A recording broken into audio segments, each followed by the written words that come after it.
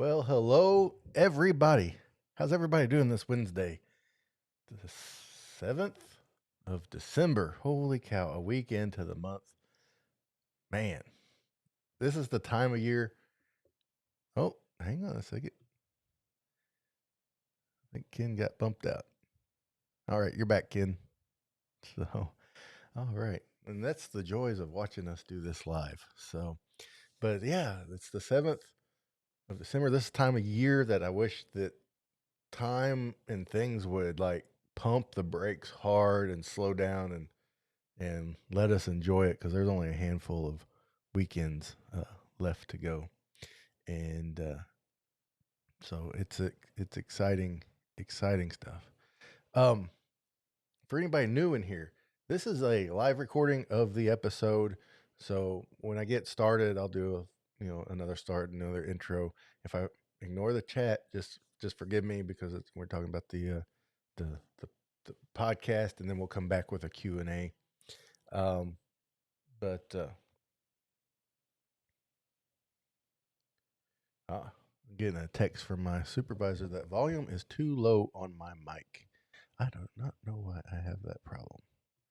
Give me 1 second. Is this any better? Somebody tell me if that's any better on that. I don't know. I don't know what's going on with my mic.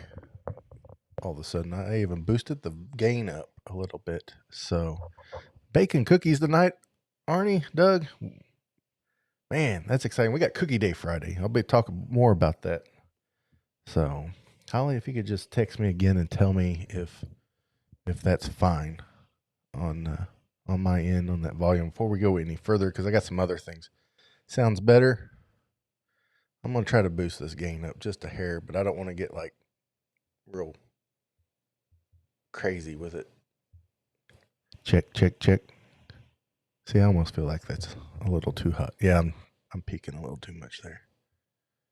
Check, check, check. Check. How about that? Alrighty. Yeah. I'll bring this down just a hair. All right. Alrighty. Well, thanks, guys. You all get producer credits for this episode, so just make sure you send your name in and things so I can get you all producer credits for this episode. I appreciate it greatly.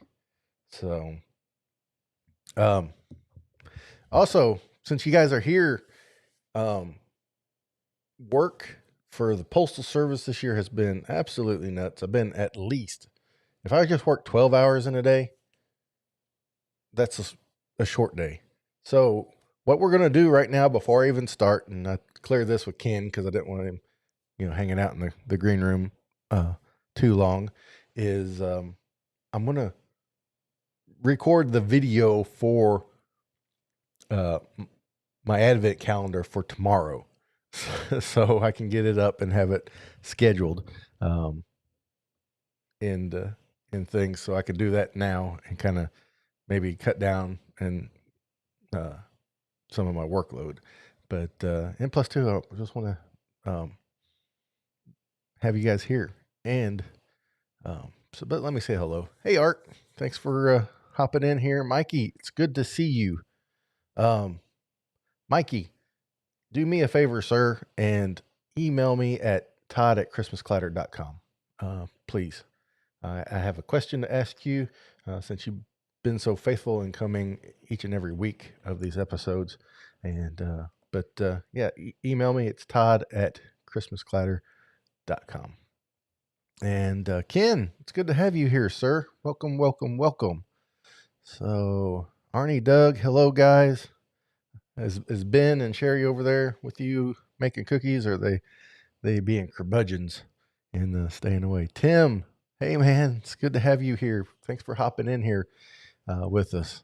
It's and Dwayne, it's good to see you, sir. I saw you in a chat last night, Tech Troublemaker. So it's nice bumping in to everybody, and I will message you after the holidays, Dwayne, about you being a part of the live stream. And don't worry, I'll move the date and time to suit the time difference if need be, because I want to I just want to talk to you. I miss talking to you, Dwayne. It's been a while, and I call and call and call, and you just blocked my number, I think. But no, I want to talk to you about your lights, and let you tell people everything you got going on down there. A little too. I should have thought about this weeks ago, to be honest with you.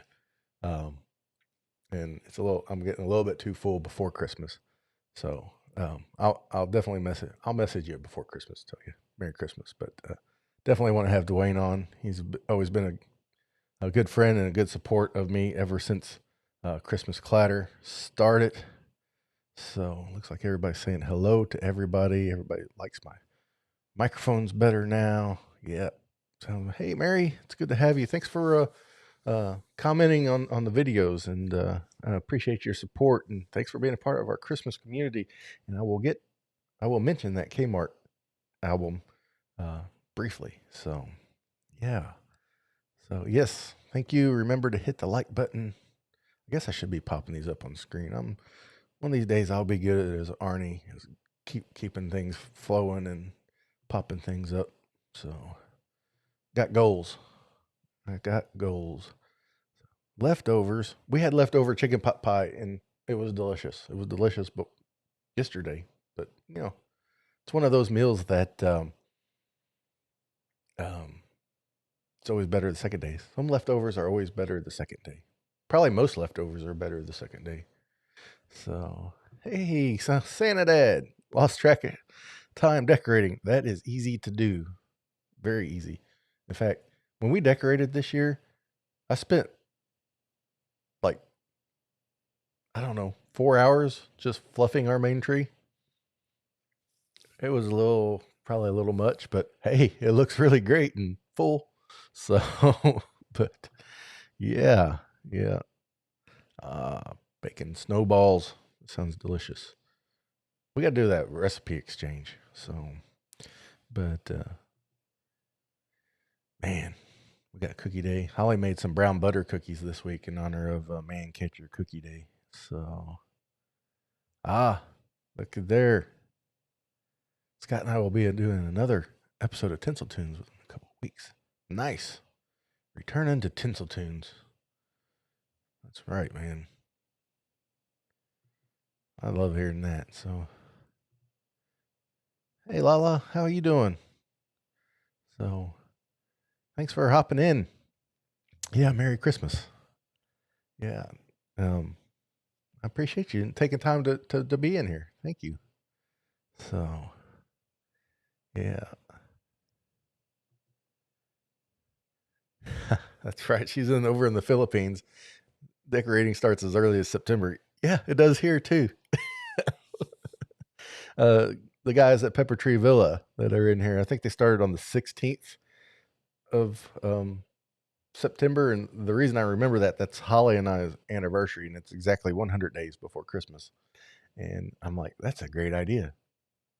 We should do that. But the littles, or the solo little, because the other ones are all grown up and not as fun.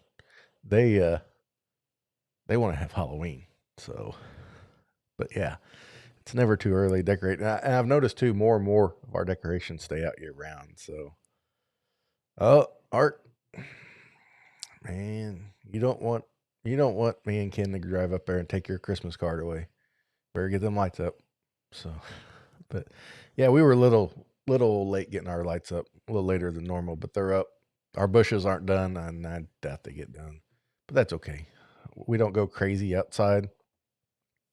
Although I've been eyeballing like permanent lights for the house, but we'll see about that. That's an expense. So, Dan, thanks for hopping in here. And yes, there will be some live streams and more on that when I get to the podcast part. And I'm gonna roll it up here, guys. I'm gonna go ahead and do the advent calendar part.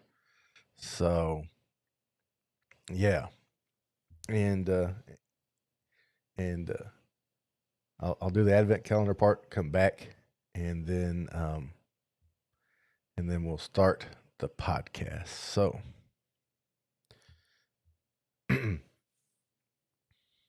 Dwayne, that is too close to Christmas to be telling fibs like that, sir. Way too close.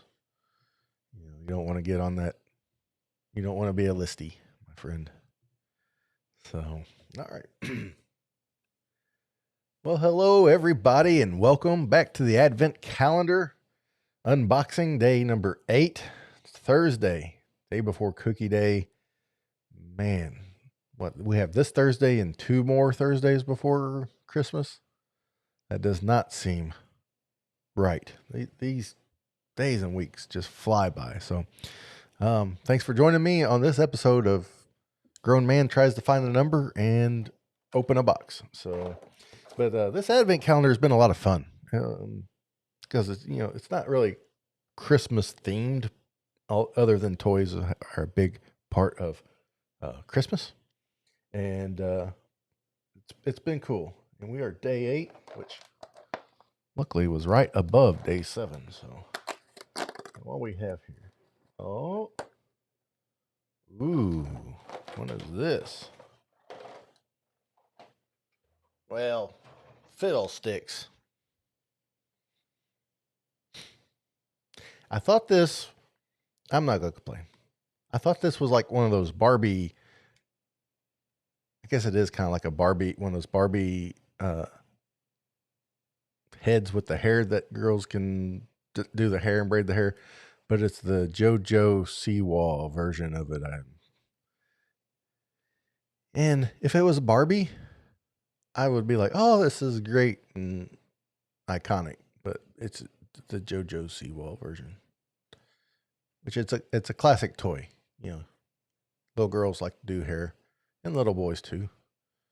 But I'm gonna go out on a limb and say JoJo Seawall is not as cool as Barbie. Call me crazy if you want to. But yeah. I mean, it's a cool little miniature. I'm not gonna complain. But I can there we go, get the back focus a little bit. And I'm not gonna complain, but if you had this toy sitting there and you had the Barbie version and they were the same price, you'd get the Barbie one. But that's okay. This is Nickelodeon license, so I'm sure there's some kind of deal in there. Maybe Zuru, who does mini brands, is probably like the third party maker for Nickelodeon toys or something. I don't know. That's a complete guess. But oh well. And at least this is like the first like girl themed toy, I guess, of the bunch. I mean, I guess the Rubik's Cube and the Frisbees can go, and the Robo Fish could go, and I guess it could go either way, but the packaging and stuff. So, but yeah, it's not bad. The more I look at it, the more I kind of like it. When I saw it, I thought Barbie. When you think Barbie, then you see JoJo, it's just kind of like a letdown. But so there we go, guys. Day number 8. Thanks for joining me here on the Advent calendar. And remember, till next time, keep Christmas hope alive every day. All right, guys. Thanks for bearing with me through this recording of my Advent calendar. Now, the best part of it all is to try to get the thumbnail face right. So give me a second here to.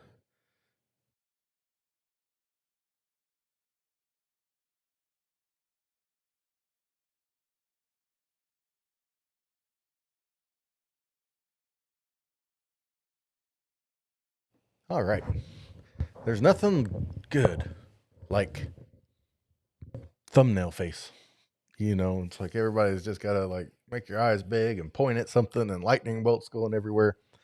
So I only do it just as a parody. So yeah, guys, thanks for doing day 8 of the Advent calendar with me. It's, like I said, work's been crazy. This just I'm on camera anyway. I might as well do it, then cut it, and kind of lighten my load a little bit. But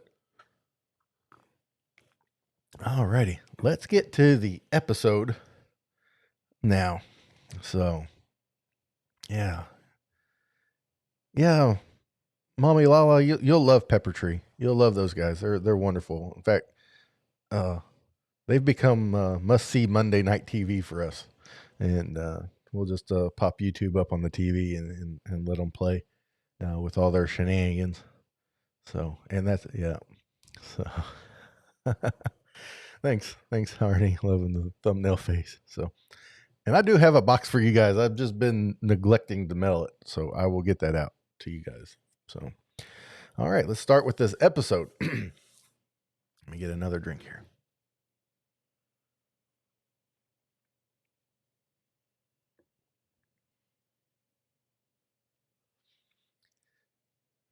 Hello, everybody, and welcome back to this episode of Christmas Clatter. Here we are, just a Thursday, 8 days into December. It's hard to believe. I just wish this time would slow down and let everybody enjoy the season a little bit more. But a lot going on, a lot to get through. Hopefully, I don't forget any of the housekeeping because I've been known to do that and kind of need to take my own advice and make a list. But yeah. First things first. Today is Thursday. If you're listening to it today, it releases Thursday, December the 9th. Nope, December the 8th, because December the 9th is a Friday. And that will be Cookie Day. And if you're familiar with Christmas Clatter or been here for a while, you know Cookie Day is the day that my parents open up their house as an open house. And my mom corrected me the other day. I said it was like 23 or 25 different kinds of cookies. My mom politely corrected me, as mothers do, and told me it's 33 different kind of that. I'll learn to talk one of these days. It's 33 different kinds of cookies this year. And,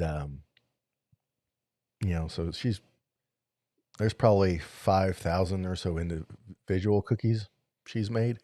And her whole house is decorated. They have 25 trees, at least 25. I don't know if she got any more up this year or not than normal. And it's just a time to slow down and enjoy company, grab some great cookies, grab a cup of coffee, cider, milk, and just there's people that come to Cookie Day that I only see them once a year on Cookie Day. And it's like spend, an hour or so just catching up from the previous years. And it's just so much fun. It's like Cookie Day friends. And our guest today, Ken, from North Pole News Dispatch and Faces to Places podcasts, will be attending Cookie Day if all goes according to plan. I don't want to guarantee it because I don't want those unforeseens to pop up. And I'm going to ask him what he's expecting, and then we'll get his opinion of it. And if you're interested, we will be doing some live streams from Cookie Day. However, they will be on Instagram. It's just a little easier to do a mobile stream on Instagram. And so make sure you head to Christmas Clatter over on Instagram and follow me over there if you haven't. I know there's some things YouTube can do streams. I've just on the mobile version, I'm just more comfortable doing them on Instagram, and so I don't want to like rock the boat and try to be learning something new, especially on Cookie Day when things are kind of happening and that kind of stuff. So if you're interested, and it won't be long lengthy live streams. However, there'll be more than one. I'll probably hit one in mid morning and probably one in the afternoon. And I can't tell you the times because I'm going to try to hit them when things are full and when I have a chance. If I can, I will put out the Christmas Clatter symbol signal. Kind of like the bat signal. It's just the reflector ornament logo high in the sky on the socials to say, hey, I'll be going live in 15, 20 minutes or something like that if the opportunity arises. So be sure to follow me over on Instagram and click you want notifications for that. So when I do go live, it'll pop up on your phone. So yeah. And so that'll be cool. And Then what else? There was something else I needed to tell you guys about. Oh, yeah. I'm planning some cool stuff for next year. Enough of that for right now. So, um, looking forward to that. Looking forward to my 100th episode of the podcast will be on Christmas Eve this year. Well, actually, December 23rd. I don't release them on Christmas Eve um, because people are people don't need to listen to my podcast on Christmas Eve if they don't want to.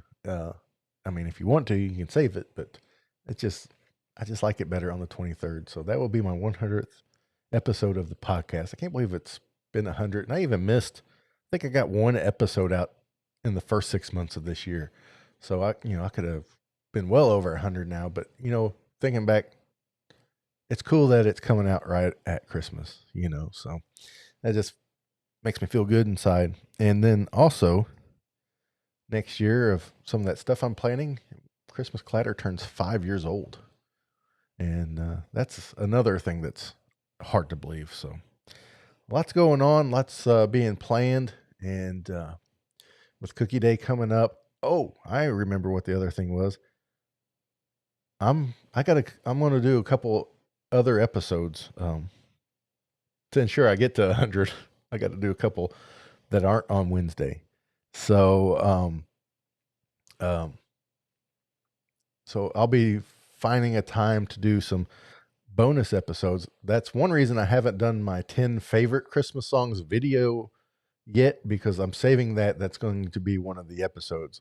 I'm just going to jump in live here on YouTube, do an episode on my favorite Christmas songs and my top 10 favorite Christmas songs, and just let the chat, praise my choices or ridicule me to no end. I'm good either way. I can take it. And so we'll be doing that as an episode. And I'm going to try to time it. I have some people that live in the United Kingdom and stuff, and they always miss the live stream when it's live, but they've been really great about watching the replays. And so I want to try to time it on the weekend sometime where it's good for us here in the States, and Dwayne and Mommy Lala over there at the beginning of the world, and them as well. So, but just pay attention to Facebook and Instagram for that. I do have a Twitter account, and I know a lot's going on with Twitter, and my choice has nothing to do with any of that. It's just I've never really enjoyed Twitter very much. I just did it because I felt like I need to. So I won't be tweeting a whole lot. And if you send me a message or a tweet on Twitter and I don't get back to you, I'm sorry. Yeah, I mean, I can't even get it logged in on my phone because it's so wonky right now. So um,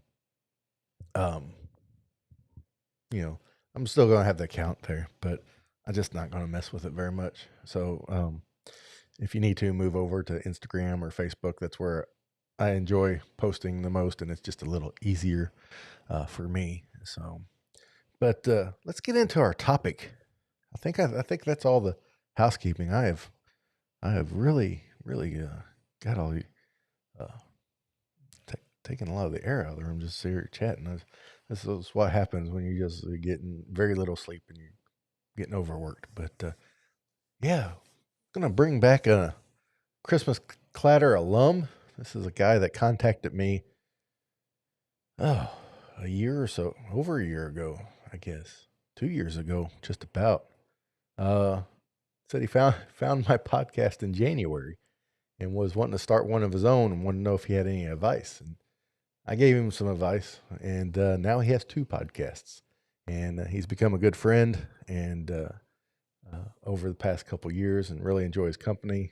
We chat or text just about every day, if not every other. And we both have a collecting bug, and just for starters, to kind of take uh, any pressure off, we are not be all end all experts of anything.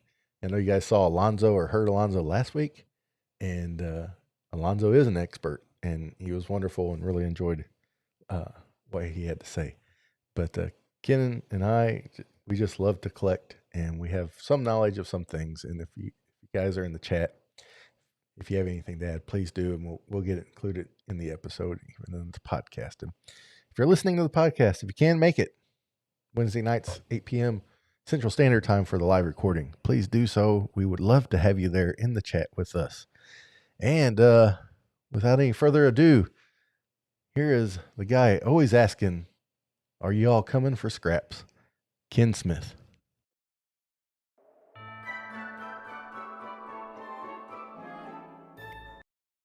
Hey, Ken, how you doing? I'm doing great, buddy. How you doing tonight? Doing good. So, sorry getting hammered at work, man. I know how it is. I worked for an airline for 35 years, and 'tis the season. 'tis the season indeed. So, 'tis the season indeed. Man, I do love that background. You're at the North Pole probably right now, aren't you? Yeah, I'm up here right now. Yeah. It's snowing outside. Yeah.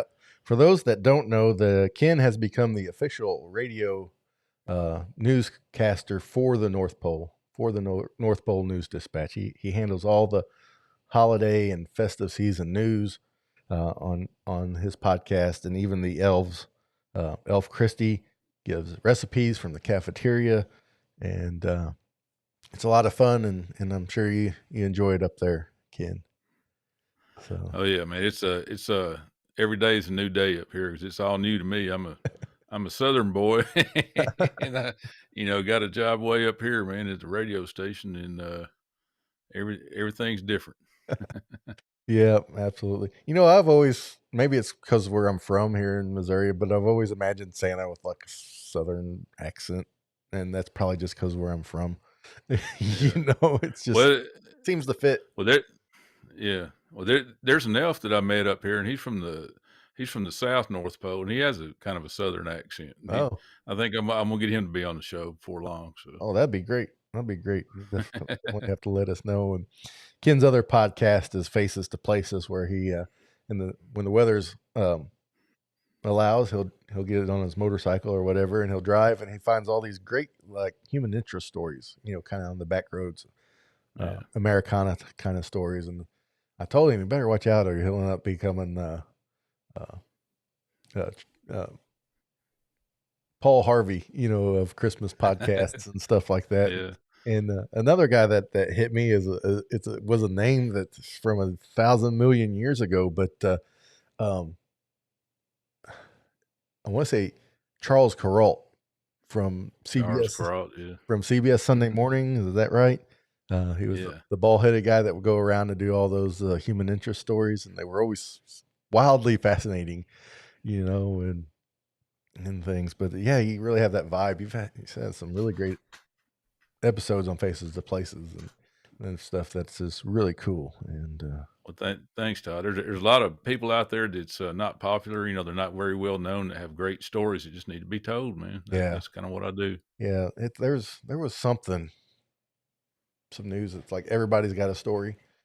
I think our local news did a for a while. It's like everybody's got a story. They had like a map of southeast Missouri and this part of southern Illinois and western Kentucky, and they would like throw a dartboard in whatever town throw a dart in whatever town the dart was closest to. They'd drive there and they would just find somebody with a cool story about something.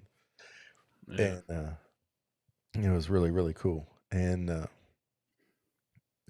things. But we're here to talk about collecting because as we got to know each other, we both get hit by the collecting bug, and you actually you're actually here a few weeks ago visiting, and we ended up at an antique store up Cape Girardeau and was digging.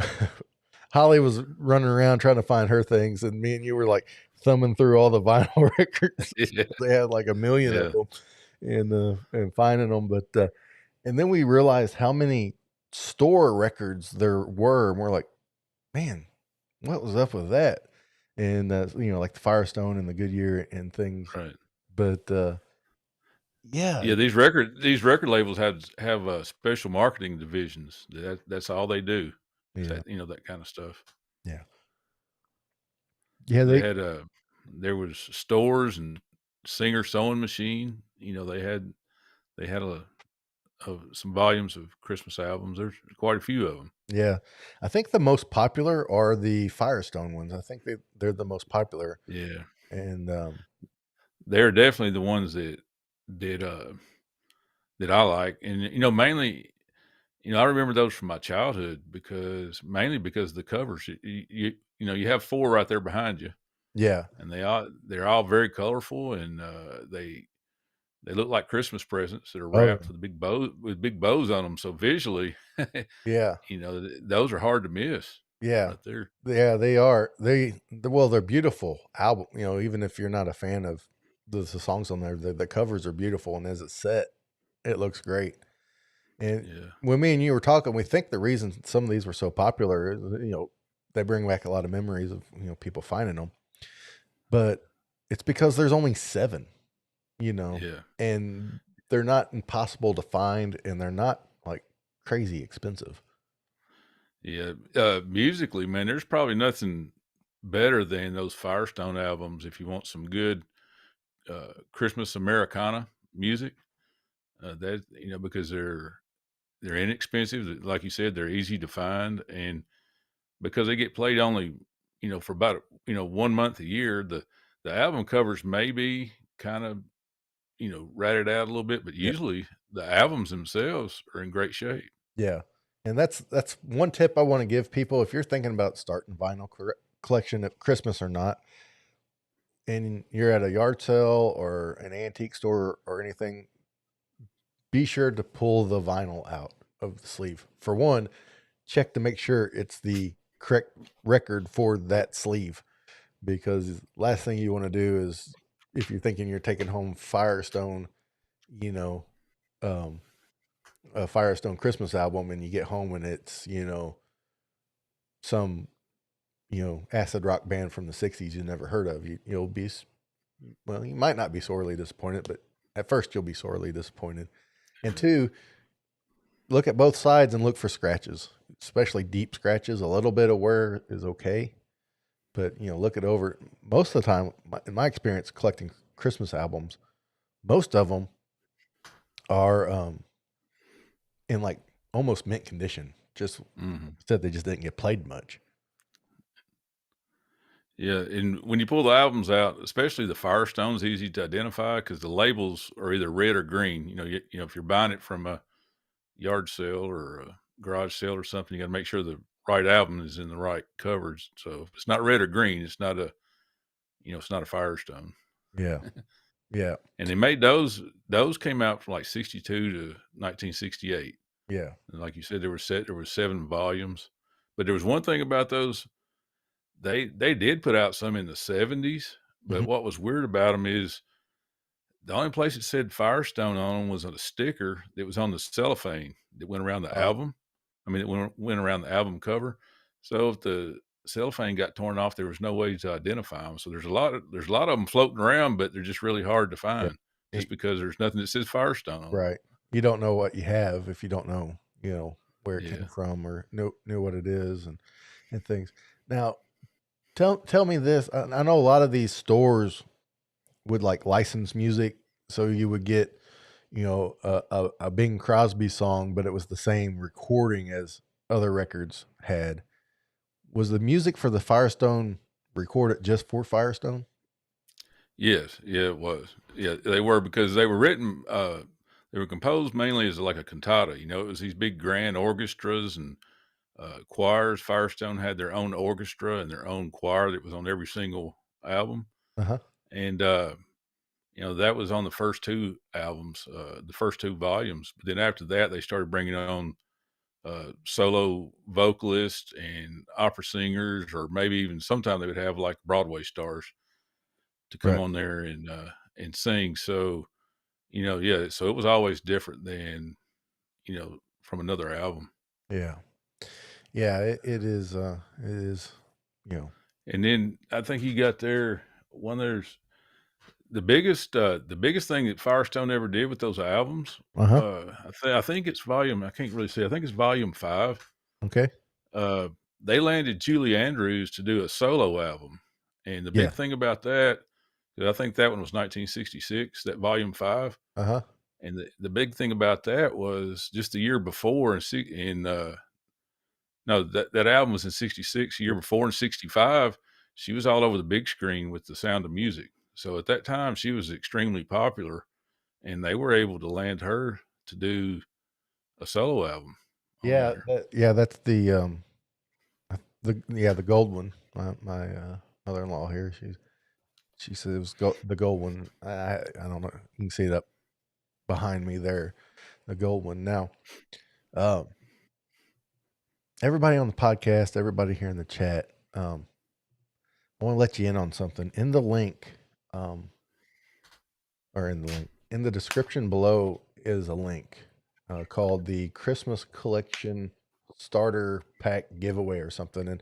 And Holly, in the moderator notes, there's also a link if you could post it in the chat. Now, you guys on the live stream are getting early access to this.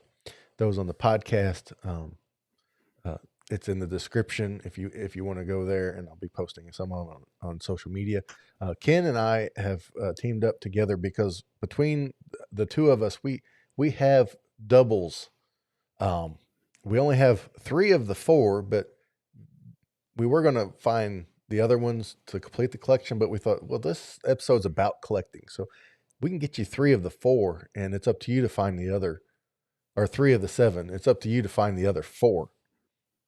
And there's uh it's christmasclatter.live/collection, and just fill out a form, name, address, and email, and we'll be giving away those 3 vinyl records. It's just going to be a drawing next Wednesday. On the episode, I'll have all the names entered in, and we'll draw the name live, so it's everybody can see. And that'd be a starter pack. If you're interested in these Firestone records, we can get you 3 of the 7. There's some doubles we had, and that get you on your way to completing this set, because I'm not really a must have guy, but if you're really into Christmas and really into Christmas music, this is a collection that is almost a must, just because it's Hmm. so, I don't want to say simple, but it's so obtainable, because a lot of times collections, the pieces get ridiculously expensive or way too many, and just 7. And really, you can find these, for what, less than $15 usually, Yeah, you, yeah, yeah. Usually around $10 or so, if you find them on eBay. But those ones that we found whenever I came out to visit, they were $2 a piece in the antique store. yeah, They were in great shape. yeah, they are. And the reason I have doubles is probably the same reason Ken does, is when you're at the antique store, you can't remember which ones you have and which ones you don't. So, Right. so, Yeah. so you just grab them anyway, you know. Yeah. So I think it's 2, 3, and 6 are the ones we have Yeah. doubles of. So Yeah. yeah, And yeah, this is a great way, man, because like you said, there's only 7 volumes. So, some things you collect, there may be hundreds of them or even 50 or 60. That's just a lot. There's all just right, 7 of them, and they're inexpensive. And right, there's something cool about these too, is on the back of these albums. And so I got uh-huh, show the back. It has the lyrics uh-huh, to every song on there. yeah, So I really like that, because there was a yeah, lot of them Christmas songs I didn't really know the whole right, right. all the words to it. Show us that back again there, Ken. I got you a Yeah. little bit Yeah. bigger for those here. Yeah, so You see that? yeah, yeah, all the lyrics are on there, and Yeah, I don't know which way to turn it. yeah, There you go. that's good. That's good. And so, Yeah. but it's a very cool collection. Now, they are the most popular set of these store um vinyl records, if you will, but they're not the first, you know. Right. No, they're not. Actually, Goodyear was the leader in that. No, that's the Grants one there. I'm sorry. Yeah. Yeah, Goodyear was the first one uh, Yeah. of that. Yeah. Goodyear had came out a year before Uh-huh. Firestone, and that was just a brainchild of a guy named Stanley Arnold. Uh-huh. He worked for a big advertising agency, He went Right. out on his own, just marketing ideas to large companies. Right. And I mean, when I collect stuff, I like finding out the story behind it, how it got started. And his idea was, that everybody likes Christmas. Right. And back in the day, back in the early '60s, people didn't fly like they do now. Mhm. There's most everybody drove. So he knew enough that he knew that from the fall to the end of the year was the busiest time for tires in the tire stores. So he had this idea, and he approached Goodyear about creating a Christmas album that would be displayed right there on the counter, because they didn't have to have another building or any more help had to be hired to sell these albums. They'd be sitting right on the counter, like almost like an impulse buy, like when you go to the supermarket or Walmart or wherever. They got all this stuff sitting around, there where you're checking out, and you'll buy this candy bar, or I'll grab that magazine or whatever. It's impulse buy, and that's what these were. Uh-huh.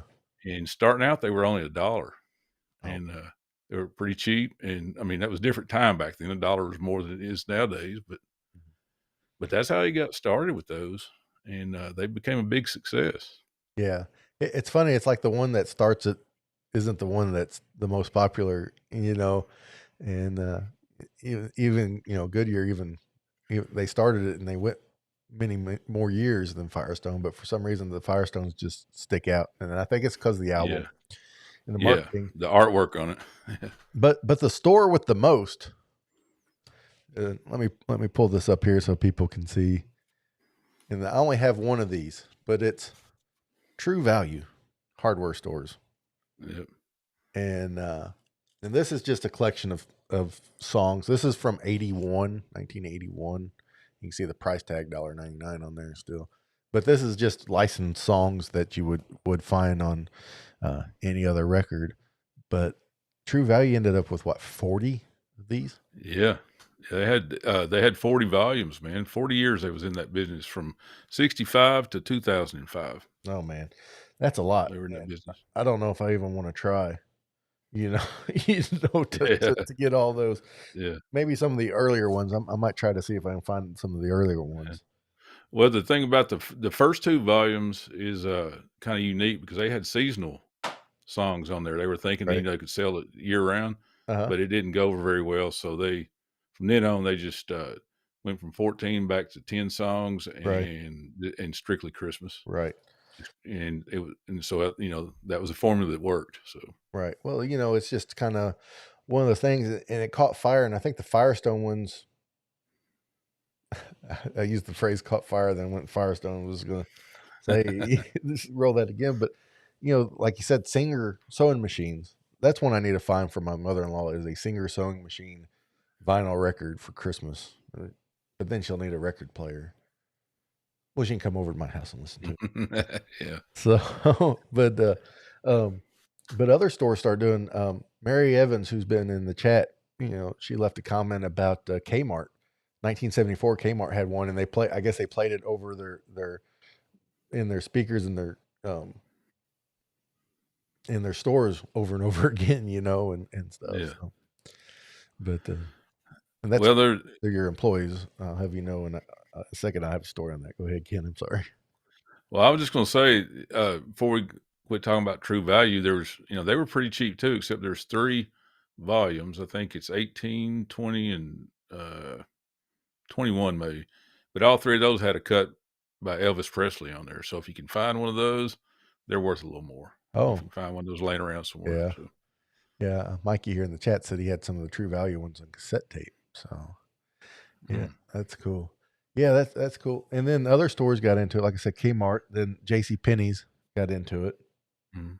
You know. Well, I have an album here by Grant's Department Store. I don't know. Let me find it here. Okay. I only have one, and I didn't even know what Grant's Department Store was. I had to look it up when I found the album, but it was a variety store mainly up north, and I'm down south, so I Right. had no idea what it was. Yeah. But this is what it looks like, Oh and wow. I like that it's cover. pretty cool. I like Yeah, that it's cover pretty too. cool. Yeah, I think I got. And but they come out with 8 volumes, I think. So. Yeah. Yeah, that's a cool cover with the ornaments and then all the singers in there. I'll Mhm. definitely be hunting that one down for sure. Yeah, yeah, they have kind of like some unique, like there's a Cary Grant's on there, Oh and wow. he does like a spoken word Uh-huh. thing on there, and so does Burl Ives. He does a spoken word on there. Oh, that's fantastic. That's Yeah, yeah. and it I'll have to hunt that down for sure. It's got Cary Grant. We know about how I feel about him after last week. So. yeah. Well, while I'm talking about Burl Ives, there he does a. It's called the Christmas Story. Uh-huh. I never heard it till I got this album. Uh-huh. And Christmas Eve on the North Pole News Dispatch, I'm going to be doing just reading some Christmas stories and Christmas poems and stuff. So I'm going to put this one on there as well. I added it to the list. Right. So Right. But um, this was a kind of a um dying tradition, and then Hallmark got in the game in the 80s, and which is hilarious, you know, uh, because I didn't even know till we started researching for this that I had some, because usually when I buy one time when I bought some Christmas albums, it was from a record store going out of business, and she had a whole like crate full of them, and she sold me like the whole thing. So, but they came out with these very 80s kind of covers, you know, mhm. and it's all like licensed stuff, and got your this might be closer to the 90s with the hunter green and burgundy kind of thing. So, and look at here, talking about Julie Andrews. Hallmark got into the Julie Andrews game, and Oh has a yeah, whole solo album just to, I guess, just to copy uh, Firestone's success with Julie Andrews, because this was well after The Sound of Music, and 1990 is when that was, so yeah, but just so much, and then you can talk about products, promotional stuff. I found this thing in my collection, Fresca soda with Mitch Miller. you yeah, so yeah. just a 45, and then this other one. I don't even know how to pronounce this. Dram Drambulet. It's something, some kind of whiskey or scotch or something. I'm not much of a I don't know drinks very well, but I didn't even know that was something I had. So there's Yeah. all kinds of crazy, wacky Christmas albums out there for people. Well, it's a good way. I mean, it's fun, Yeah, to hunt them down. And anytime you go into an antique mall or you're at a yard sale, just anywhere, it's always fun to thumb through the albums, see right, what they have. right, right. It is, and they're not crazy expensive. Do your homework if you're collecting albums. Do a little bit of. It don't take a lot. Just do a little googling. There's a website called Discogs that will let you see what a fair market price of an album Mhm. is. So if you go in there and it feels like it's too much, there's probably a reason why you feel like that. And I off the top of my head, I do not know of a Christmas record that should be more than the most expensive one I've seen. Now, this is just me, and I haven't looked at every Christmas album, so there might be some. The most expensive one I ever had to look up to see the price was John Denver and the Muppets, that still had the poster insert inside, because it came with a big poster, and it was like 30. I want to say like $32.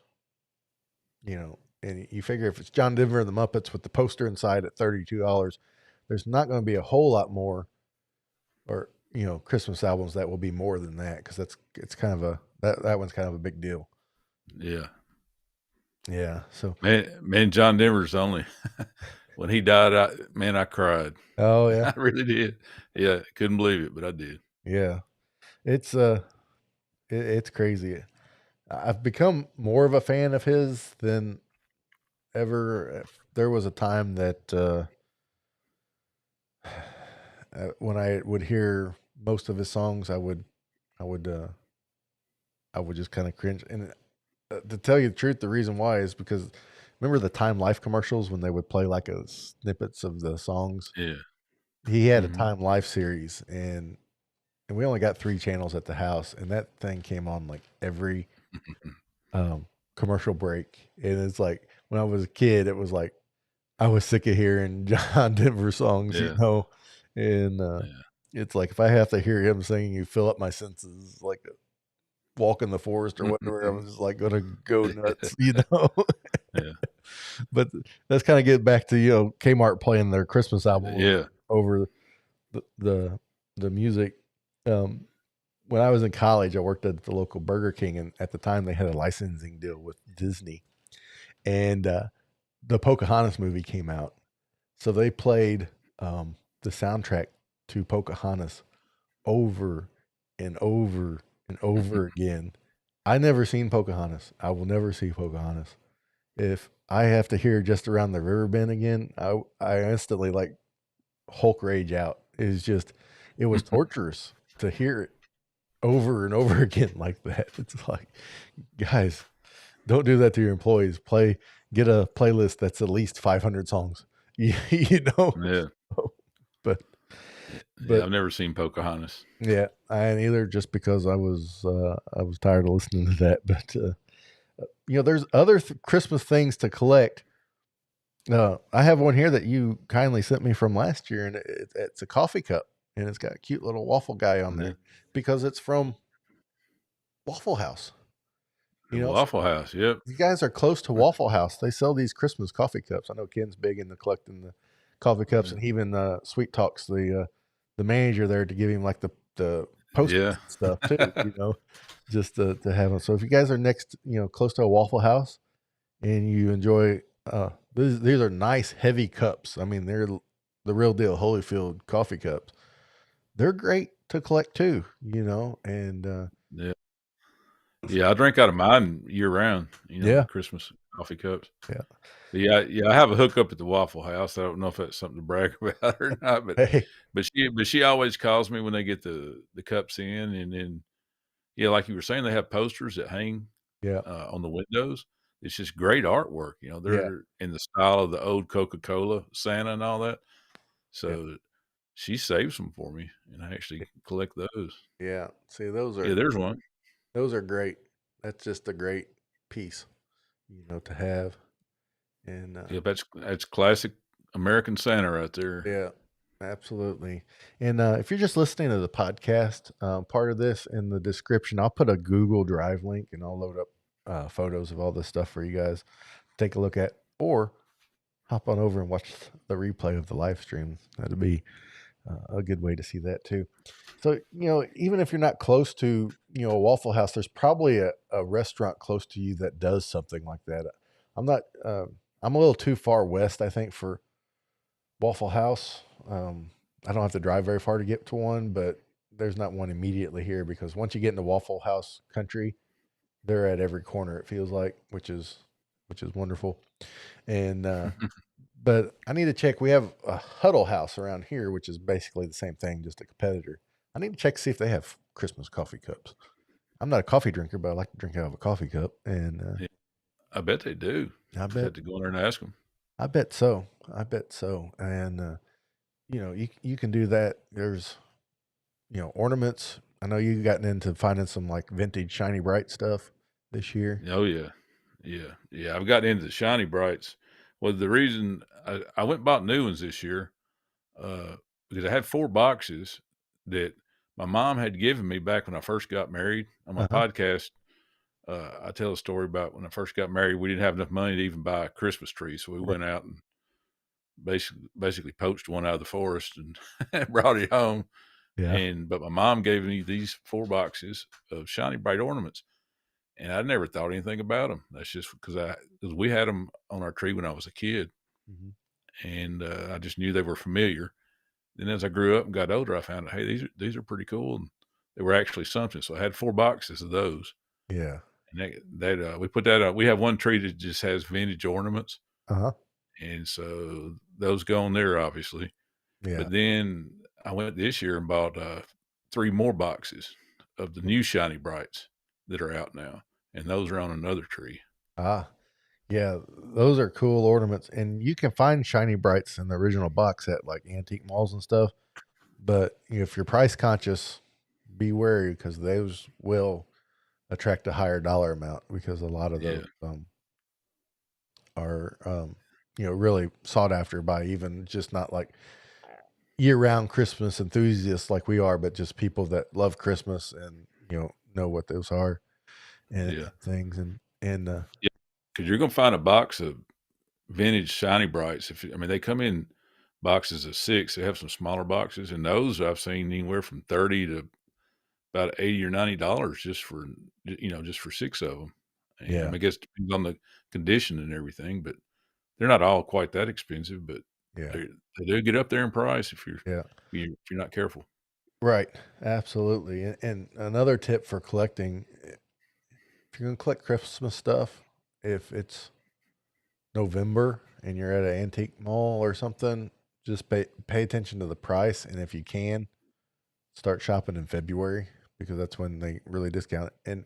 And ask if you go to an antique mall and you don't see anything Christmas, ask and see if they got some in the back. There's a used bookstore locally, and I'll go in and ask, out of seasons, like, can I go in the back and look at the Christmas books? And they'll let me go there. You know, Will they? I'm yeah, gonna have to do that. yeah, I didn't do that. yeah, and just go in a few times and kind of build a rapport, with them and stuff. But Dan in the Mhm. chat here in the live chat says his wife has a collection of Christmas wine glasses from Arby's. That's fantastic, Dan. Yeah. that is fantastic. This conversation kind of take me to when I was a kid. The Pizza Hut used to have all the glasses, like the ET glasses. You set the whole set of drinking glasses, and they were ET or the Chipmunks or something like that. So, Mhm. Yeah, but wine glasses from Arby's. yeah, Yeah. yeah. I'll take That's kinda like the Christmas albums at the tire store, you know? I'll take 2 beef and cheddars and a wine glass. But Yeah. that is great. And I know a lot of people are in the Christmas villages, and those are a lot of fun to collect. There's a lot of different forms and variations. Um, you have like the Department 56 stuff, which is you Mhm. know the price. All right, here's what I've learned this year about Department 56 Christmas villages. When we were at Bronner's, they had several different sets of those Christmas villages, and my the best of my recollection, that was like a house, an average house or building for the set was around $120 to $140, which is insanity to me. However, when me and my mom went to a secondhand thrift shop just out of town of Bronner's, this lady had stacks and stacks of Department 56 um, Christmas Village pieces for anywhere from $10 to $35. They were still in the Oh, no. box, still in the box, Yeah, wow. and so, if you guys, you know, don't mind, shopping around trying to find it, on the secondary market, you'll end up doing your pocketbook a whole lot of good. Yeah. Yeah, Man, I would love to collect those, but I just don't have the room for those to I don't have the room display either. them the way they should. Yeah, I don't have the room either. That's why I'm thinking about nailing them upside down on the ceiling. You Yeah, so, but yeah, yeah, but you know, um, there's of course, snow globes. I know Holly used to collect snow globes, not necessarily Christmas ones.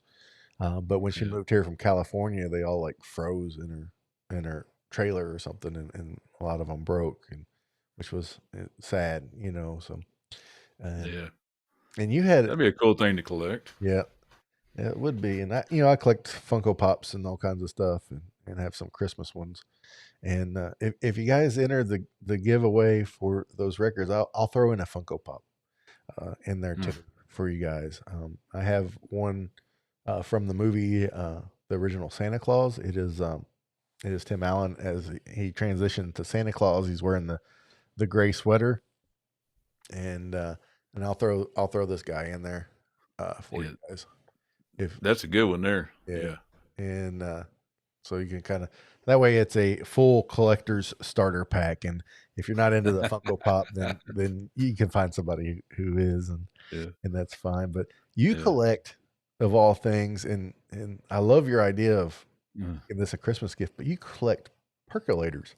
Yeah, yeah, there's I know there's somebody laughing right now or rolling their eyes and saying percolators, but, um, they're really cool if you get we got a second? I don't even have a clock in here. What, do we have time? Let me tell Oh a yeah, little story, yeah, we how I got got time. started with these? Yeah, we got time. W well, my mom started collecting percolators, and she just collected electric percolators just like the one that you're looking at right there, the glass percolators from the '50s and '60s, Uh-huh. and there's a few from the '70s, but I used to make fun of her because she discovered eBay, Uh-huh. and once she discovered eBay, I mean, it was on, and she had like 50, I think it was 53 of those things, Oh wow. and she had them all categorized and, in a book and, telling all the information on them. But anyways, I was I made fun of her all the time. I'm like, "What do you need all those percolators for?" And then she was getting ready to move, and she said, "Here, I want you to take my percolators." I'm like, "What do you do, man?" So I had these big, they were all in containers, they're Uh-huh. packed away nice and neat. So I took them, and then after about a year, I pulled one of them out. And I said, "I'm gonna see what this is all about." And man, I made a pot of coffee, and that's the best coffee that if you're a coffee drinker, Right. uh, that makes really good coffee. A coffee drinker can tell the difference. And what happened was, those like Mr. Coffee, those drip Uh-huh. coffee makers, the ones made out of plastic, is what took these out of commission, Really. basically. And so, it was just a lot more convenient. But these by far make better coffee. But so yeah, so then I started getting into it and reading about them, and that's real Americana right there. Yeah. They're simple. They're simple. They don't wear out. I mean, you hardly ever see one that doesn't work. Oh yeah. And you can set the temperature like that particular one there. Uh-huh. If you look down in the bottom, there's a light in the bottom. See where it's a lighter color? That's an actual light. Uh-huh. And when it's perking, there's two lights. Ah. When it gets finished, one of them goes out, and there's just one light come on in there. So it's pretty cool. Yeah. That And that's great. And you even just we was talking the other day, it's like, this would be a great Christmas gift if you have a coffee fan, in your family that just loves coffee because mhm. buy them a cool retro mid-century. Mid-century's been popular for a while, and I don't think it would ever really go out because it's so cool, kind of a mid-century coffee maker for not a lot of money. A percolator a percolator like this one, Ken, that's all glass. What would you expect to pay if you found one? If you found one that's in good shape like that, the light runs the cost up, so it's gonna be closer to $100, but Uh-huh. you can get them anywhere from 30 to $60, depending on the shape, the Yeah. condition of them. But, if you just wait and look on eBay, man, you can find them 35, $40 all day long, Oh yeah. and they're fantastic presents because I have, gifted a few of those, Yeah. to people for Christmas, and every time they're like, "Yeah, I make coffee out of them all the time now," so Yeah. and they love them. You Yeah, know. there's another example right there. Uh-huh. Just, that's a chrome one. I think that's made by, I don't know if that's Proctor Silex or that might be Sunbeam, but that's a vintage one. They're kind of Art Deco Uh-huh. style. Yeah. And then once they make that great pot of coffee with it, then they'll be sold and they'll thank you for the Yeah. best gift they've gotten this year. And a And lot of people don't know how to use a percolator, so there's plenty of stuff on YouTube. But man, there's nothing better than when it starts perking, and I mean, the aroma just floods the whole house. yeah. It's great. Like I said, I don't drink coffee, but I'm gonna have to pick up one because we do Christmas breakfast here at our house, and my dad is a coffee junkie, and I need to pick up one so I can percolate him a pot of coffee for Christmas morning. So Well, I tell you what, if you do that, you'll probably move up a few notches on the totem pole because if he's a real coffee drinker, yeah, because there is a big difference. yeah, You know, yeah. Definitely. Holly likes to drink a good cup of coffee, so she might enjoy that too. I just never got into coffee for whatever reason, but yeah, it's funny what people gravitate to, and something like this, it just kind of, it reminds you of your mom. It reminds you of um, you know, um, being a kid and growing up, and then now that you're a coffee fan, and now you're like you just collect them because you just like a good cup of coffee. Yeah, What? yeah. Oh, yeah. What? And it's like those are all electric Uh huh. percolators, but they make stovetop as well. Oh wow. And I don't know if you had that. Did I send you a picture of that white one? No, no. Uh, But it's Corningware, and I know okay. everybody's seen them. They're white with the With- light blue corn Yeah, flour on yeah. them, With the and they make casserole dishes and everything too. yeah. But those are really cool because the material that they're made from came from it was an accident. They discovered that they were making some kind of cookware, and they ran the temperature from 600 to 900, and it turned milky white, which is the color of those. You're right. And they found out that it could withstand temperature change, like thermal change, Uh huh. and so they ended up using that uh, on the nose cones of like missiles and rockets and aircraft, and they put them on the bottom of the I forget what it was, where they went into outer space and they come back through the atmosphere Uh huh. because it could withstand going from cold to hot. Oh, like the And Apollo s missions, like the Yeah, yeah. yeah. And so that made good cookware because you could put something you could actually it come out of the freezer or the refrigerator straight into a preheated oven, and it wouldn't break. Oh So wow. so that's what's cool whenever I see those percolators, the Corningware, that's what I think, I Yeah. think about is I I love Corningware. I didn't really think about it till just now, but my mom's got like a set of square ones, and from small and deep to big and shallow, all white with Mhm. the blue little flowers etched in, and that it's like that is cool. And that just because it just reminds me of being a kid and things. Yeah. Yeah, I wonder if the do you know if those stovetop percolators will they work on a electric stove that has like the glass top, or do you need the heating element? Oh, yeah. No, no, they'll work on a glass top. Yeah, they They'll will. work on a fire, they'll work on anything, Oh, you know? Like the old cowboy coffee pots, you see the little metal ones, works uh, on the fire? yeah. Those same ones would work on a stovetop. So Oh, it doesn't have to be gas or have a heating element, it could be the glass tops, yeah, yeah. absolutely. But so what? Tell me this. Let's dig into your being a kid. When you was a kid, what was probably the first thing you were collecting? Uh, Baseball cards. Yeah. I used to collect baseball cards, and man, I had some that I'd give anything if I still had them. Oh yeah. From back then. But yeah, we used to. Whenever I'm showing my age because I mean, when I started collecting them, they were black and white. You Oh. know, I think there was color too, but I remember mostly black and white Oh, nice. from back then. Yeah. The first thing I remember collecting was football cards, not baseball, but Mm. football. And I wish I could go back because I didn't realize it at the time, but I had 3 Jerry Rice rookie cards in the fourth grade. Oh, you yeah. I saw one a few years back and I looked at it like, I remember having 3 of those, and I don't even know what happened to them or where they Mm. went or anything. I mean, they're not, like, insanity expensive, but, uh,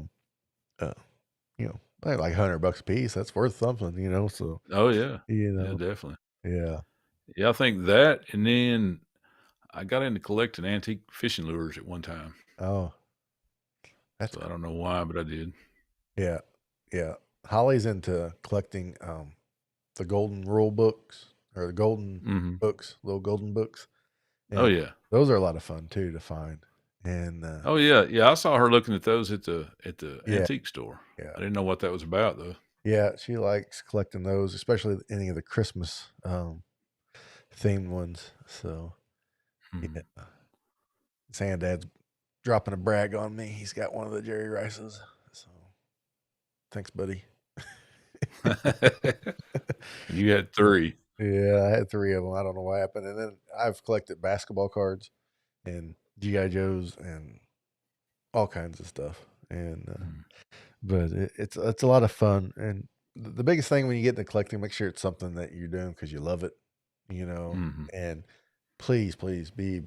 be budget conscious because it's too easy to get too carried away, especially if you get into something that's can be a little bit price heavy because that it's like it's like when you get car fever, new car fever, then you make a bad decision, and it's the same thing. You're at a store, and it's like you just need to you know breathe a little bit and think about it, and really Yeah. the best way to combat that is just to know what you're looking at. If you're the guy that can look at something and know exactly what it is and about what it should be worth, then that really helps kind of calm those anxieties and those pressures to act now to feed that dopamine hit when you collect something. Yeah. And there's something good just about if what you're collecting reminds you of, for me, those Firestone albums reminds me of my childhood. Right. And so when I'm just thumbing through them, it's just comforting to sit there with them and look at them and read Yeah. on the backs of them and listen to them. Because one of my earliest memories, I distinctly remember. I know they said they were sold in tire stores, Uh-huh. but I remember going to a gas station, and maybe it's because this gas station sold tires that they had some. But I remember my dad asking for one, and that was back whenever they come out and fill your tank up, and he Yep. went inside and got one and brought it back out. It was a Firestone, and I just, Yeah. you know, childhood memories. Yeah, it does. So It, that's one reason that I'm not a heavy collector like I would like to be, but I've really leaned towards Christmas blow modes. I have yeah, three of the 68 empires, and I have a nativity, like a big outside nativity set from Empire, and a few others. I don't have a lot. I have very few. I would like to have more, but those are one of those things that can be a little bit pricey, especially right at Christmas time. But they just remind me so much of being a kid, and because my mom and dad had a few, and especially my grandma, my dad's mom, she had mhm. several. I don't know what happened to them. I wish I did. I wish I did, but you know, it it just makes me happy to have them lit up. Uh, try to repair them. Which there's no repairs to them. All you have to do is buy a new cord and a little light, Yeah, sure. and stuff and things and just to see them, just takes me back to being a kid. Those blow Mm. molds. Oh yeah, those snowman. I like Yeah, him. snowman. One of these years, I'll end up with a pair of those tall candles, Noel candles, and so Mhm. yeah, Yeah, I remember those. Man, I went, but you got to have room to collect those things because last year after Christmas, everything went on sale, and I went to see, where was it? I think it was Walmart. I went to. They had these big candy canes, and uh I went and got two of them and got home. Man, they're giant. I mean, I can't even put them up anywhere. They don't fit anywhere. They're giant. And my wife was like, "What are you going to do with those?" I'm like, "Well, I don't know." But they're figured out. so that kind of taught me right there. Yeah, blow molds is probably not a good thing for me to collect because they take up so much room. They do, and that's why I'm kicking kids out of the house to make room for my stuff. Hurry up and get out. We have Yeah, blow molds to yeah, we got collect. blow molds that need this bedroom. Yeah. You've So, been here long enough. oh yeah. Ken, I appreciate you hopping on here to talk about collecting and Christmas collecting. I know you're an avid Christmas fan, just like all of us here. Let everybody know where they can contact you or follow you and your podcasts. Yeah, just anywhere you listen to podcasts, and it's the North Pole News Dispatch on Facebook and Instagram.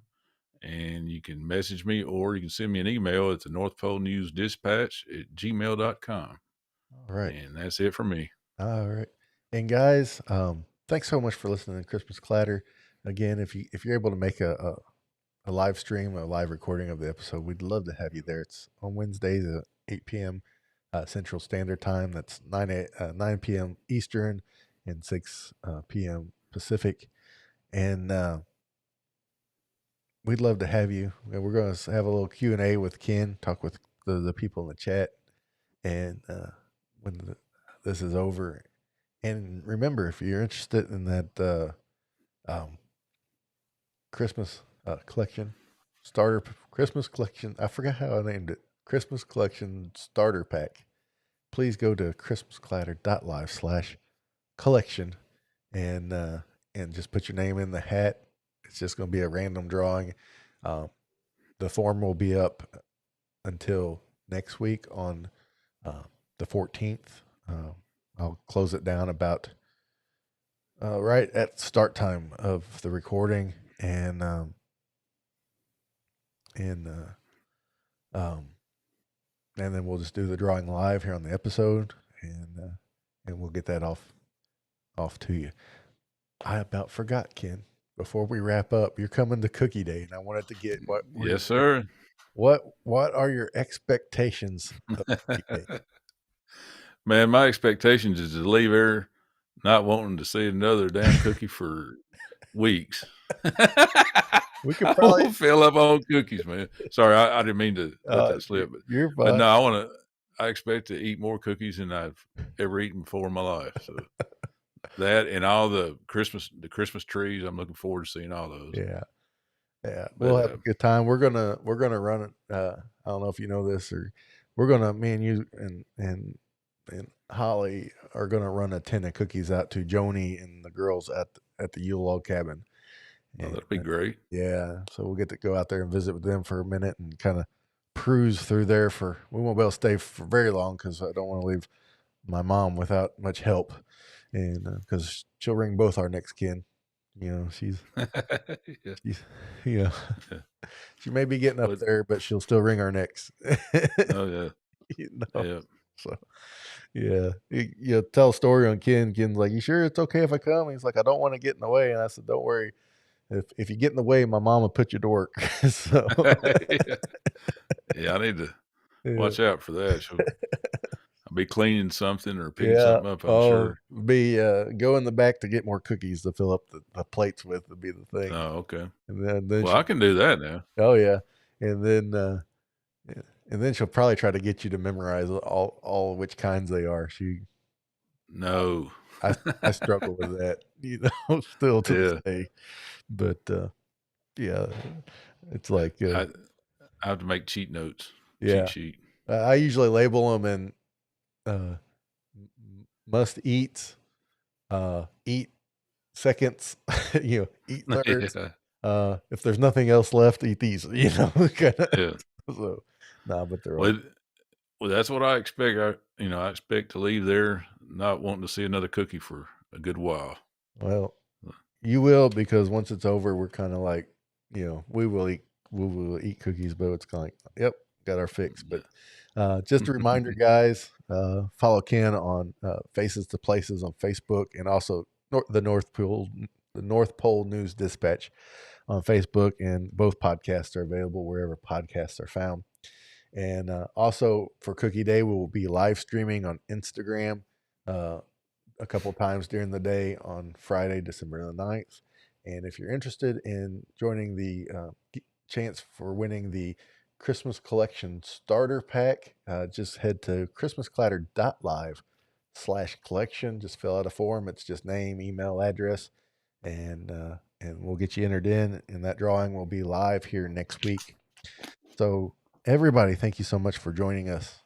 And make sure you slow down and enjoy this Christmas season. I know it's a hectic time, but get your things done. But take time to slow down and enjoy it. Until we meet again, guys, remember, keep Christmas hope alive every day. All right, Ken, thanks so much, man. Let's go All on. Let's right. scroll back through these comments, and we'll roll through. If any of you guys have a question, let me know, and just put Q colon in front. So yeah, I think I went back. Yep, Cookie Day. Yeah, Arnie says it's 100 days till Christmas. Yep, there we go. I'm gonna kind of scroll through these. Santa Dad had to get back. Yeah, to do the Advent calendar and get that done. So thanks for clarifying all that, Mikey. Uh, yeah, looking behind the veil. Yeah. Yeah, there's somebody that says they had a Ken Griffey Jr. card. I had a Ken Griffey Sr. Oh. That's how old I am, man. Roy, tech troublemaker, if you're still here, buddy, thanks for hopping in here. And yeah, John, Coffee Talking Tech, if you're here still here listening, man, I really appreciate you.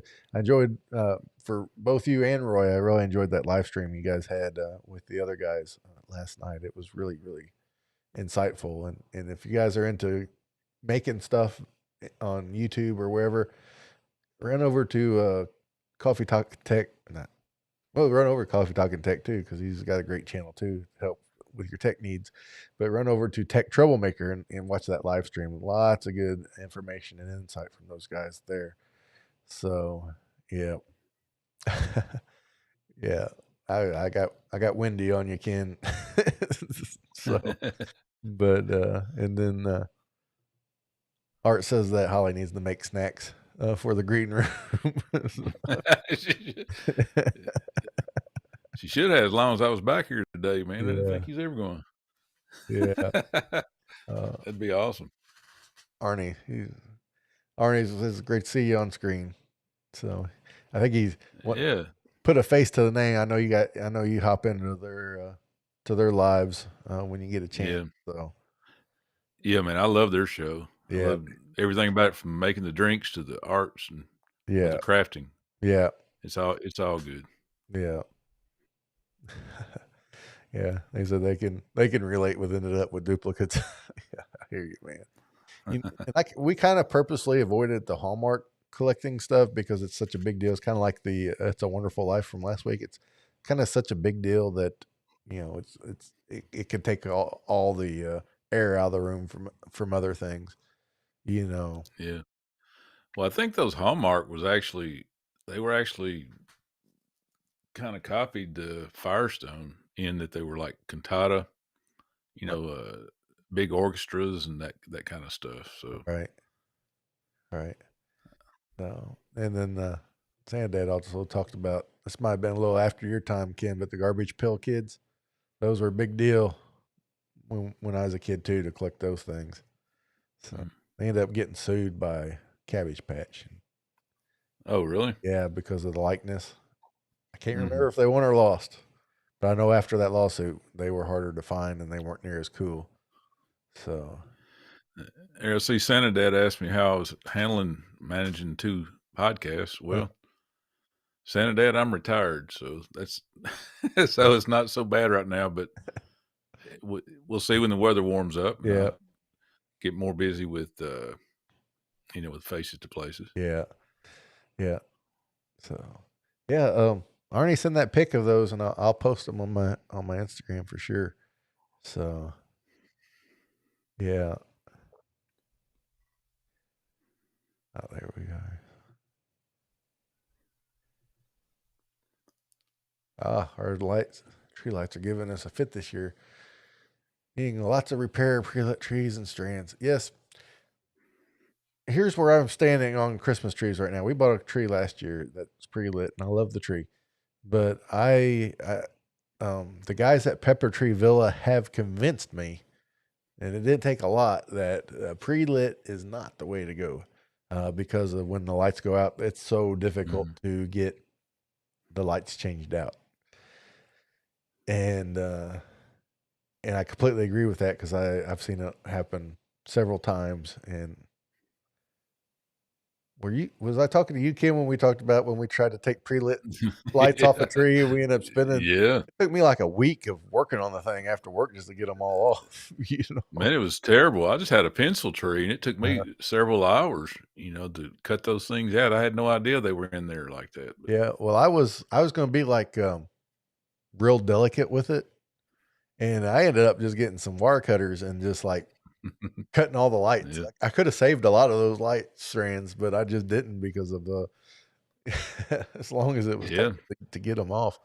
But yeah, I think our trees, unless they're just not real high end trees or anything, I'm just gonna go not pre-lit. They're cheaper. It's cheaper not to go pre-lit and just light them myself. And I didn't realize till talking with those guys when they were on the podcast, I miss putting the lights on the tree. I miss it. I even had Holly kind of not really made fun of me, but it was like such as it was funny when I told him. It was like I feel like I don't know my tree at all because I haven't put the lights on it, you know. Yeah, So, yeah. but Well, you were talking about the lights, the pre-lit and all that, kinda telling on myself, I've had 2 different lives, and, when I was younger, my favorite holiday event was to get the lights from the year before where I just crammed them all back in the bag, yeah, get a bottle of whiskey, and sit down in the middle of the floor and untangle Christmas lights all night because they would be so tangled yeah, up, man. It took hours and hours, and, uh-huh, I had to have a little something to help me get through it, so, yeah. You know how but we do our strands of lights that really helps with that. And I don't know if this is just us or and I don't even know how it started. It's probably Holly's idea because she's smarter at that stuff than me. But I'll take a strand of lights and roll it up around my hand, stick it in like a Walmart sack, one strand, and then tie it, mhm, and then put it in, okay. and then put it in a storage tub. Oh, that's a good idea. And that way, each bag has one strand of lights, and that way they don't get tangled up with each other. So Yeah. yeah, Well, I luckily, I had the last ones I bought for outside came on a roll, like a spool-like thing. So, I had 4 spools of lights this year, and that was nice just running them out, and uh-huh. none of them were tangled up. That was Yeah, nice. that spool's a good idea. And then for like our ornaments without boxes, we have tall and small styrofoam coffee cups, and we'll stick the ornament in a coffee cup and then stand them up in a storage tub and then lay a piece of cardboard on them and then do another row, and Mhm. then if there's enough room, a third row, and that keeps them from banging around on each other if they don't have a box. So I need to. Yeah. So yeah. Hey Chris, thanks for hopping in, man. I know you're a busy guy. So if anybody wants a sneak peek of who's going to be on next week, look down towards the bottom of the screen there. So I'm not going to tell Hey, you who it is, but if you guys are interested in next week's episode. So yeah. Mr. New York. Yeah. Yeah, he's one of them fancy pants New Yorkers. You Yeah. that thick New York accent you can't understand. Hey, did Chris, did he do the polar bear plunge? Has that happened yet? I don't know. I don't know. Did you, Chris? Did you do the polar bear plunge? I can't do it. I hate cold water so much with a passion. It's like last time we were in California, I went to the water was on top of my feet, and I'm like, yep, I'm done. I'm good. So yeah, I just can't stand I ain't running out there in that. I am Mm, that cold water, no. my kryptonite. Crazy. But trying to wait to see it for the latency to see if he answers us about taking that polar bear plunge. But for those that don't know, Chris and his wife, Chris and Chris, they do a podcast called Christmas Time in the City. It's also a YouTube channel where they focus on Christmas in New York City. And Chris himself is also a producer for the Christmas Countdown podcast. And Mhm. helps those guys out with that and things. So, and they've been at it for a few years now, doing cool stuff, living the dream in the big city. Except except he says it's not like How I Met Your Mother. Nothing at all. I'm like, that's disappointing. uh, I don't know if we might be a little further behind than I thought. But if anybody has any other questions, Yeah. just ask away.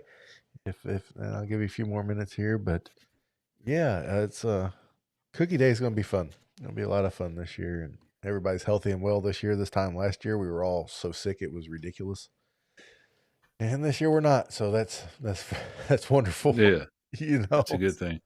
it is. Yeah, I'm kinda expecting it to be like, we have a summer solstice ice cream social every year Uh huh. on the longest day of the year, Right. where the price of admission is bring, homemade ice cream. Ah.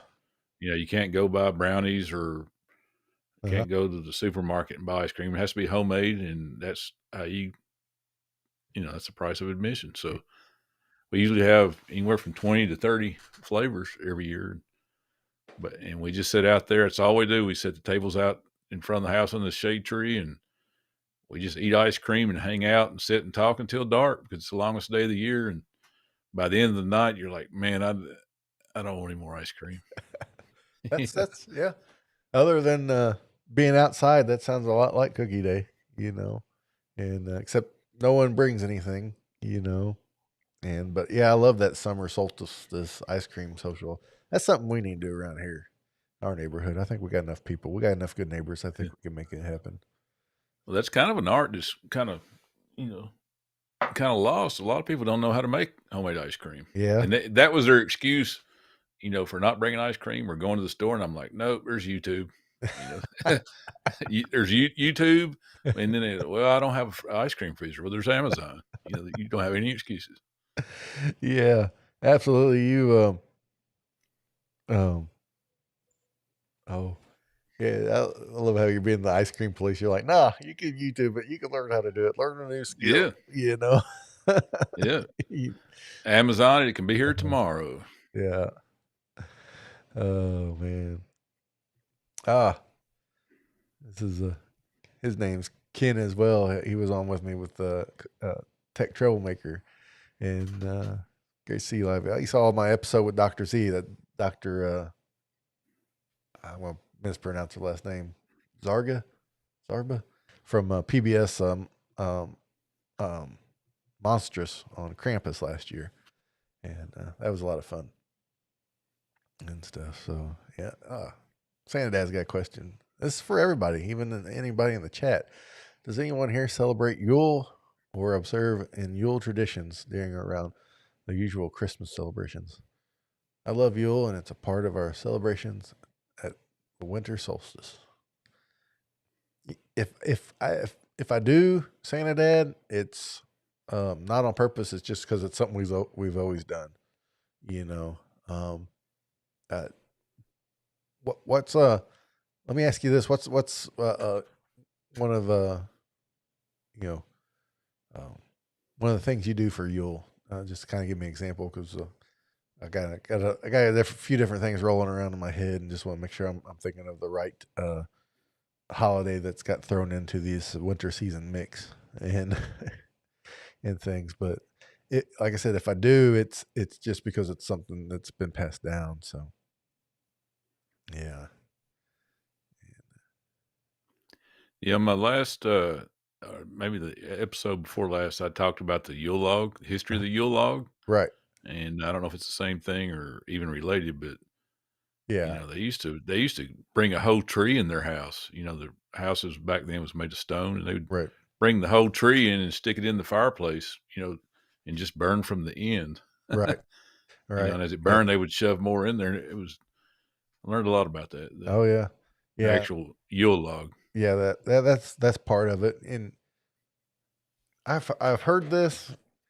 Here's one of the reasons I like Brian Earl's podcast Christmas Past so much, is because a lot of times when you try to dig into like Christmas history, it's a lot of folklore and a lot of fables or embellished stories that really don't um, aren't exactly quite right, And Brian kind of digs through all that.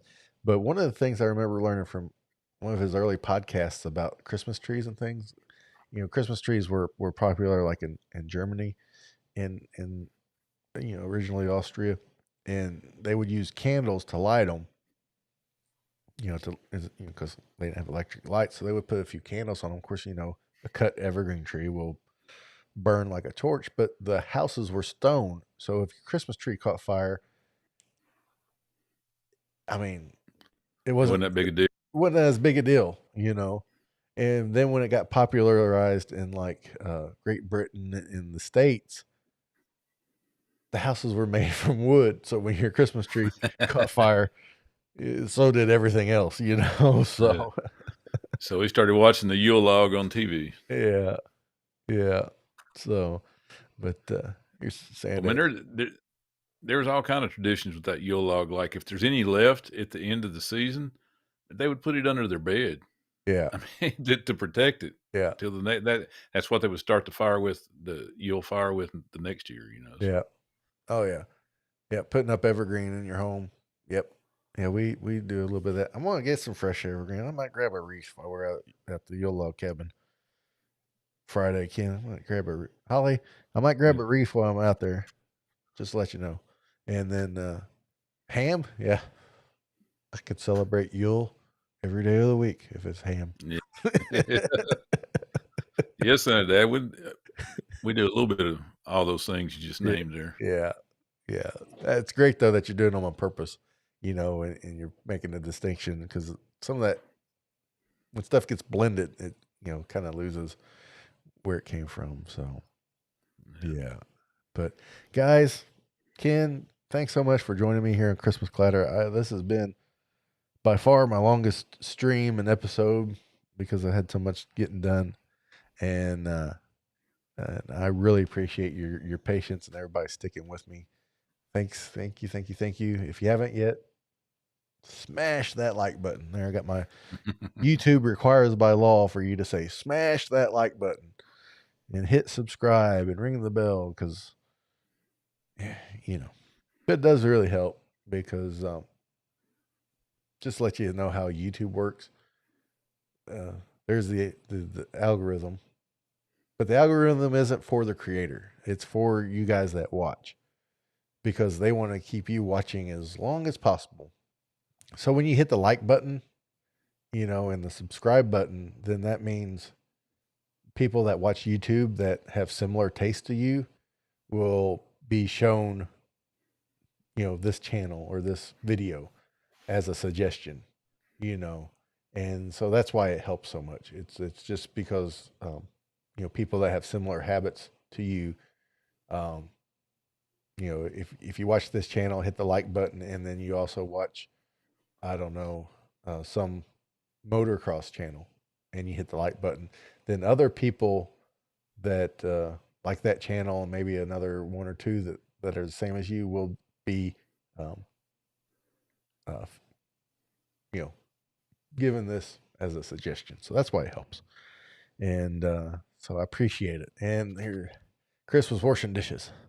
And he says the polar bear plunge is New Year's Day. So hopefully we can get an update on that, Chris. And if you got video, um, please, please, please, we want to see the video. Yeah. So, Aren't you wearing some sort of a Santa suit or something, Chris? uh, thanks, Mikey. I appreciate it. Yeah, email me, bub. And question I want to ask you. Thanks, Dwayne. Hope you're having a good afternoon at work. Maybe got you home. I don't even know what time it is. Maybe I got you home, man. And so, yeah. Alrighty. Well, guys, thanks so much. Ken, thanks so much. And until we meet again, see you guys Cookie Day. And we'll be on Instagram. And until then, keep Christmas hope alive every day.